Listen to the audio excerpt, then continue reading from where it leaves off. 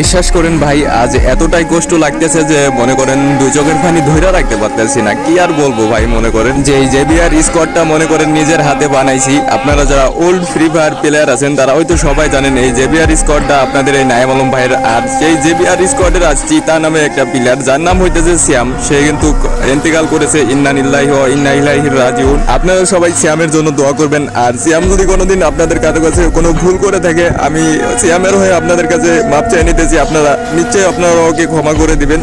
তো কিছুদিন আগে আমি আপনাদের মাঝে একটা পোস্ট করছিলাম যে টুর্নামেন্টে আবারও কামব্যাক করতে চলেছি, তবে এবারের কামব্যাকটা হবে আগের থেকে অনেকটা ভয়ঙ্কর রূপে, যা দেখে তোমরা সবাই অনেকটাই চমকে যাবা।